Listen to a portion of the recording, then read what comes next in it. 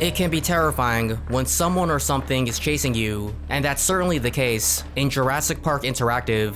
In the 1994 3DO game, there's one level where you have to rescue someone that's trapped in a building where a vicious man-eating velociraptor is lurking. The building itself is a creepy maze with dark corridors and locked doors. As you try to find the keys to open the doors, a velociraptor will hunt you the entire time.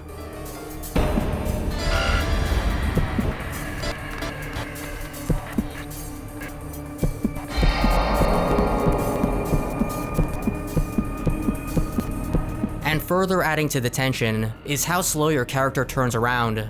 Performing this action is so painfully slow that it actually gives the raptor a chance to catch up to you.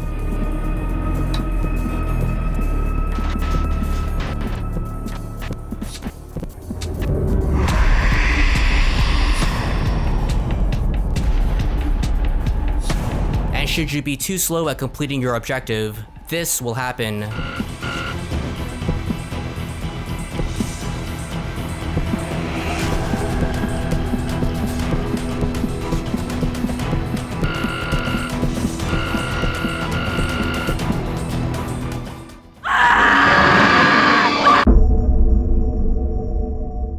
According to a Reddit user named Cryptid Productions, the raptor in real life was actually a man in a rubber suit that had a puppet head strapped on. That may explain the raptor's movement and appearance, as it almost has a creepy Glasgow smile. Another terrifying dinosaur is the legendary Tyrannosaurus Rex. In one level, you have to drive away from a giant T-Rex as it chases you.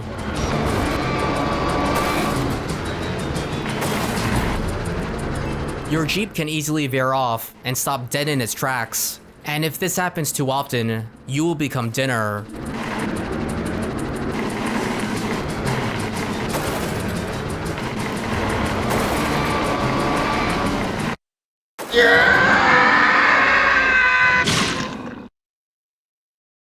The gut-wrenching, blood-curdling scream is what makes this so horrifying.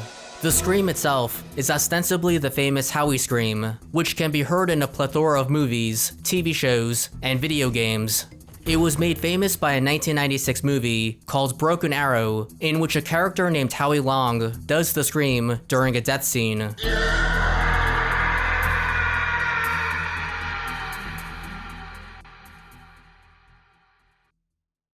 It's normal to encounter Easter eggs in the Stanley Parable, but there's one that had players scratching their heads.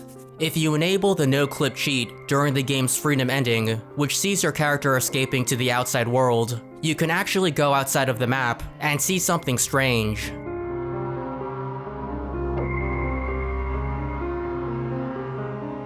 In this gameplay footage, courtesy of a user named Dumplings, the freedom ending map was ported into Portal 2, which uses the same engine as the Stanley Parable. That ostensibly explains the giant blinking error texts. But that's not what's unusual. What's unusual is this.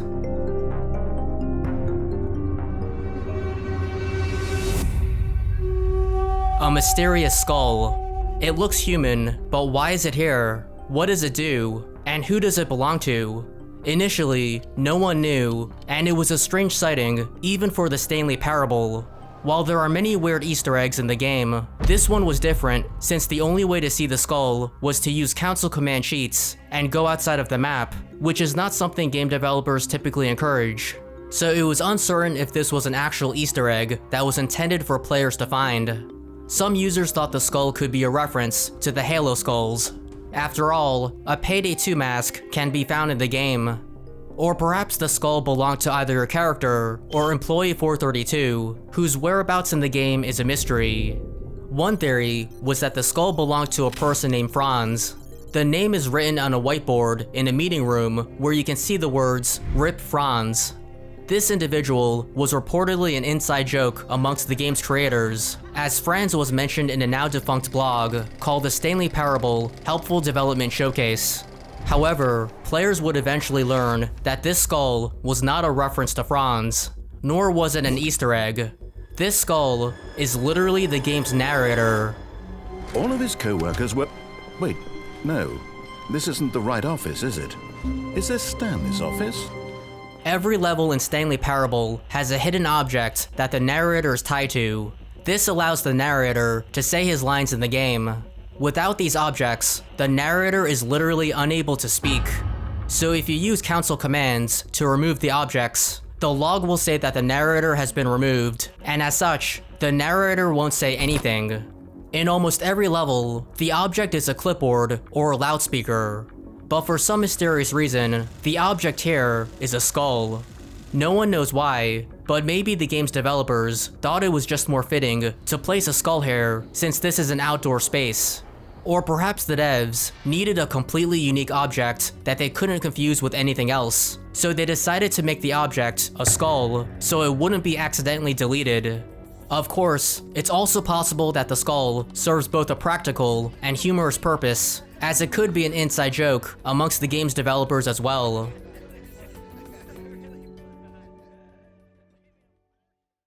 Who is the most powerful enemy in World of Warcraft? Is it the Lich King, Kill Jaden, Sylvanas Windrunner, Unat, Blackhand, Archimond, Queen Ashara, Deathwing, or Yogg Saron? The answer is none of the above. Not even the Old Gods or the Dark Titan, Sargeras, could match the level of power this one enemy had. Long ago, during the early days of World of Warcraft, the most powerful enemy was a bear. Bears in World of Warcraft are generic low-level enemies that can be easily killed. Sometimes players need to kill bears to complete a quest or to collect crafting material, but other than that, bears are nothing special. However, in World of Warcraft's first expansion, 2007's Burning Crusade, there was one particular bear that would instantly kill you if it simply looked at you. Blizzard game designer Joe Magdalena recounted this horrific tale on Twitter in November 2019. During development testing of Burning Crusade, Magdalena, who was a World of Warcraft tester at the time, said that they discovered the dreaded death bear in the Arathi Highlands region. The bear was found in late 2005 or early 2006, before the Burning Crusade beta. For some bizarre reason, the bear would kill players instantaneously with just a stare. Literally, a death stare. Magdalena told Kotaku, "We checked the combat log and saw hundreds of brown bear hits you for 1, brown bear hits you for 1, brown bear hits you for 1, brown bear hits you for 2, brown bear hits you for 1. Then after the QA testers checked the bear stats, it turned out that the bear was doing tiny damage, but at an insanely fast rate. Instead of the bear's attack speed being set to 1.0, it was accidentally set to 0.001. As such, this caused the bear to bite a player 1,000 times in the blink of an eye until the player died. Crazy how just one decimal point could cause so much terror. Magdalena explained that spreadsheets and databases are mostly used in game development, and this was most likely a typo. Despite this, however, the developers did toy with the idea of leaving the death bear in the game. Magdalena expressed that there's always a moment where you consider leaving something weird like that in the game. Really though, this felt broken. You didn't have a chance to respond, you would just die. Even the death bear legend we ascribed it to was more for our own enjoyment. We knew it couldn't last. There's some players that love how difficult vanilla WoW was, back when there was unexpected danger around every corner. Magdalena opined, "I definitely think the threat level in WoW Classic is a big part of the appeal, but I'm not sure if it's ready for the Death Bear." Magdalena eventually left Blizzard, but before his departure, he ended up working on Blizzard's Hearthstone battle card game. At the time, he teased that maybe we would see a card based on the Death Bear. Now that I'm a designer on Hearthstone, I think it could be a fun addition to maybe a tavern brawl or something. Maybe a treasure card in a dungeon run. Could be a lot of fun, especially now that his legend has spread beyond an in-joke between a few old school QA folks. There's a few Hearthstone bear cards, so maybe one of these is based on the legendary Death Bear of Arathi Highlands. May the legend never be forgotten.